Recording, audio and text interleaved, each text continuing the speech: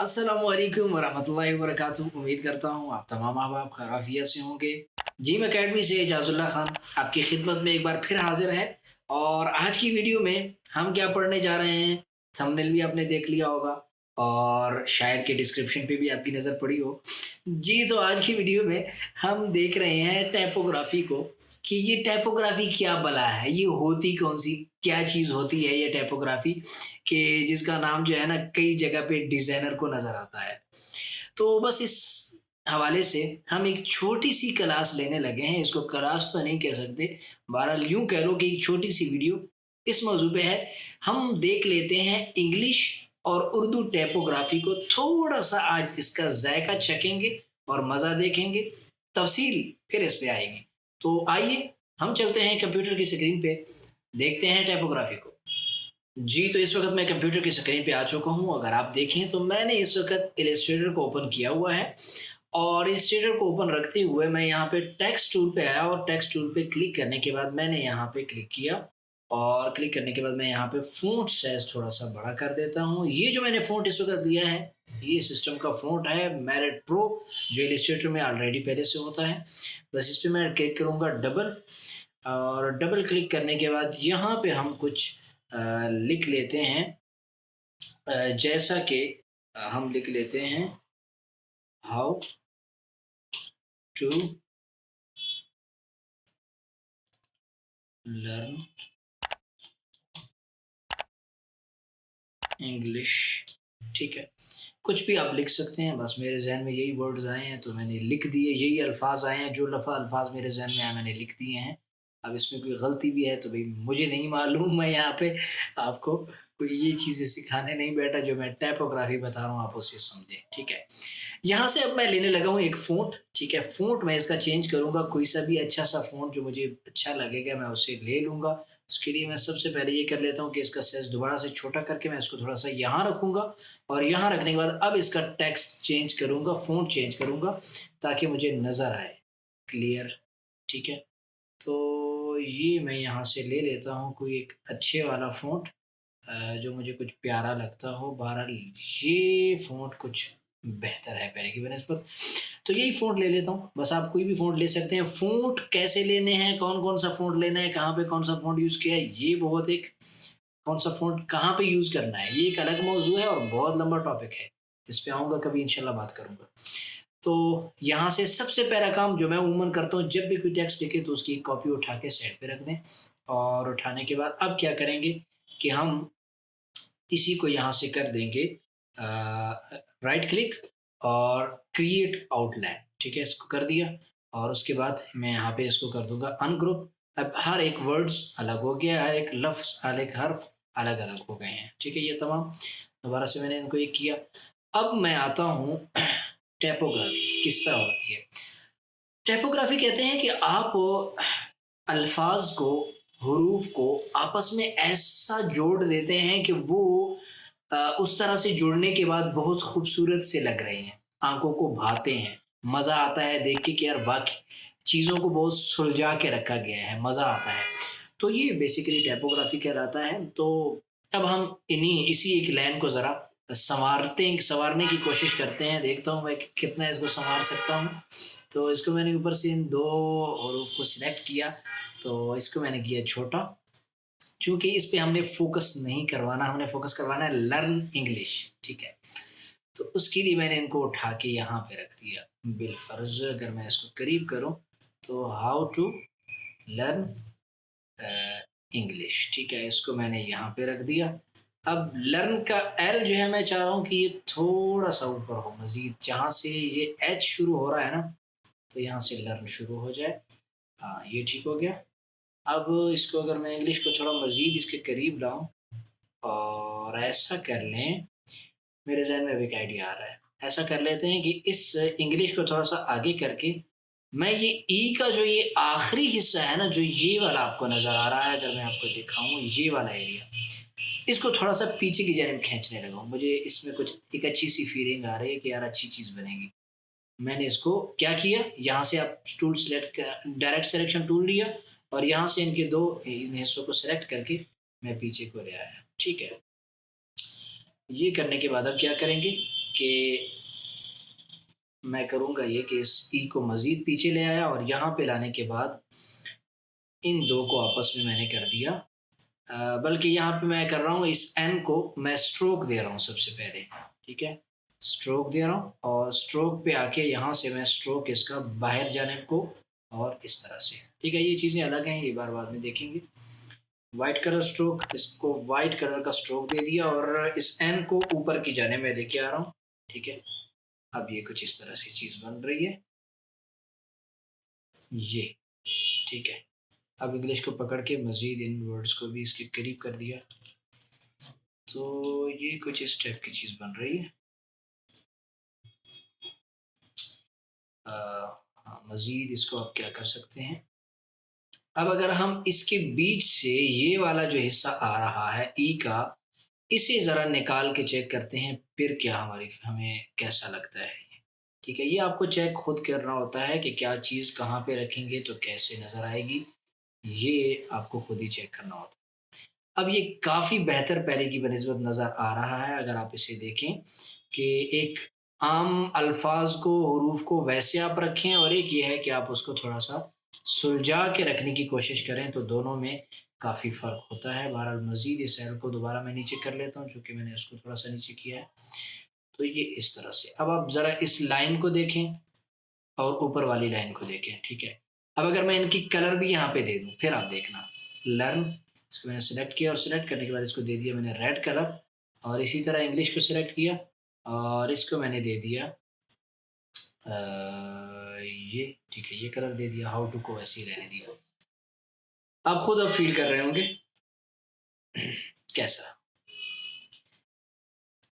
محسوس ہو رہا ہے۔ ایک ہے نیچے والی لائن، وہ سمپل وہی ایک لائن ہے، اور ایک ہے اوپر والی لائن جسے میں نے ٹھیک کیا ہے، اس کی ٹائپوگرافی کو بہتر کیا ہے کہ یار اس طرح سے رکھیں گے تو خوبصورت لگے گی۔ دونوں میں فرق آپ سمجھ گئے ہوں گے۔ یہ ہے انگلش ٹائپوگرافی، ٹھیک ہے۔ انگلش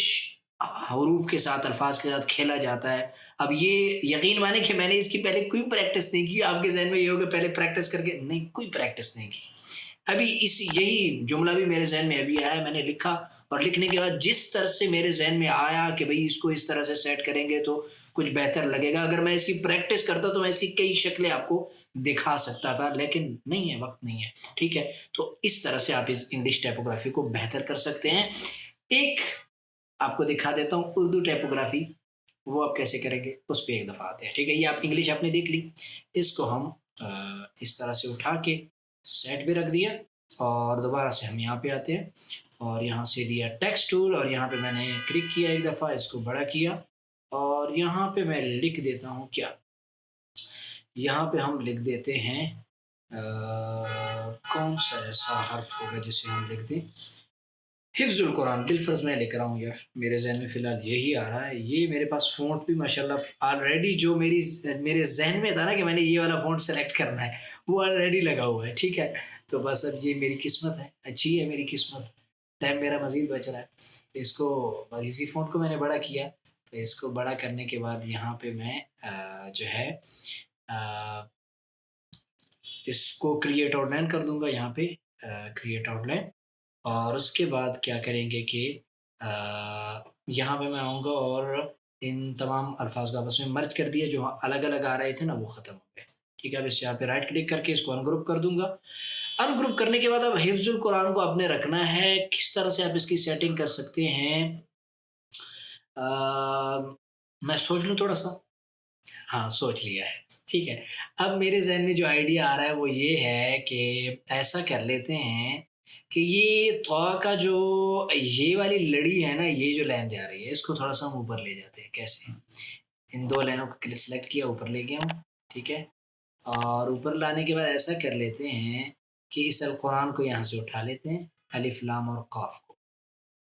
اس کو میں رکھ لیتا ہوں یہاں پہ، اور یہاں پہ رکھنے کے بعد کیا کر لیں کہ یہ ضا کا نقطہ اس کو یہاں رکھ دیتے ہیں، اور اب القرآن کا الف اور نون بچ رہا ہے۔ اب یہ الف نون اگر ہم یہاں پہ رکھ کے چیک کریں تو کیسا لگ رہا ہے، برا لگے گا یقیناً، ٹھیک ہے۔ میں ذرا اس کی ایک اور کاپی لے لیتا ہوں، میرے ذہن میں ایک اور آئیڈیا آ گیا بڑا کمال کا، وہ بھی دیکھتے ہیں کیسا ہے، صحیح ہے۔ تو اس القرآن کا جو میں جو ہے نا پہلے یہاں سے لائن لے کے یہاں پہ رکھ لیتا ہوں، ان دو کو میں کر رہا ہوں اوپر، ٹھیک ہے، یہاں پہ لے آیا،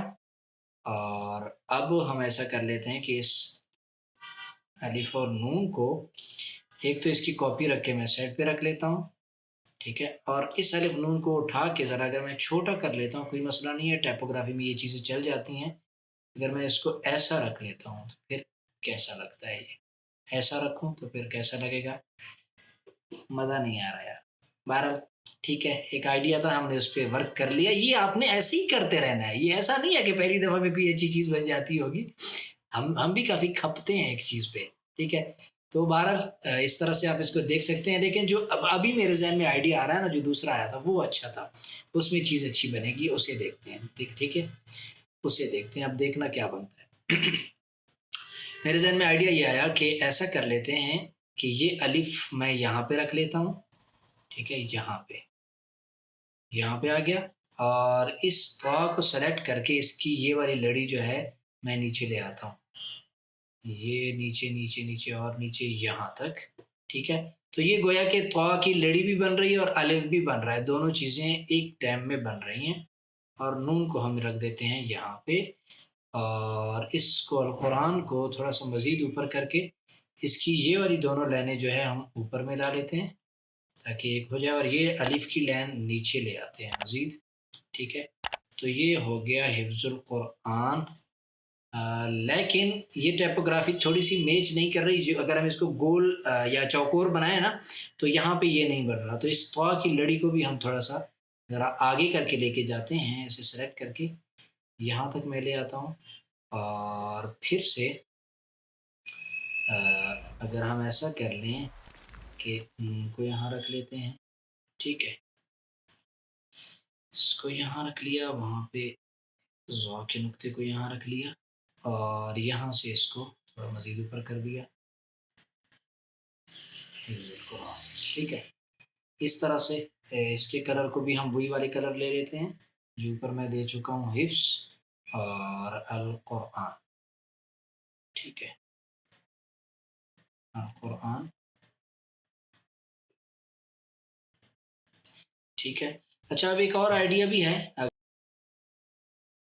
اس میں اگر آپ یوں کہہ لو کہ گنبد ٹائپ چیز بھی دینا چاہیں نا تو اس کی یہاں پہ بن جائے گی،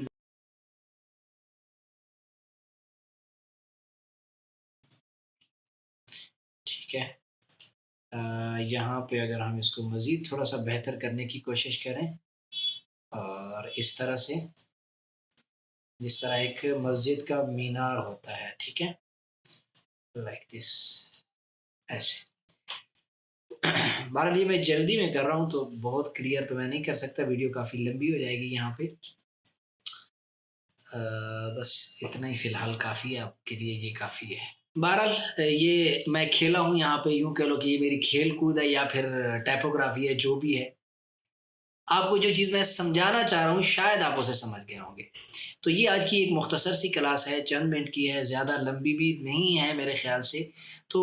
مین جو چیز میں آپ کو سمجھانا چاہ رہا تھا کہ ٹائپوگرافی بیسیکلی ہوتی کیا ہے، کس چیز کو ٹائپوگرافی کہتے ہیں،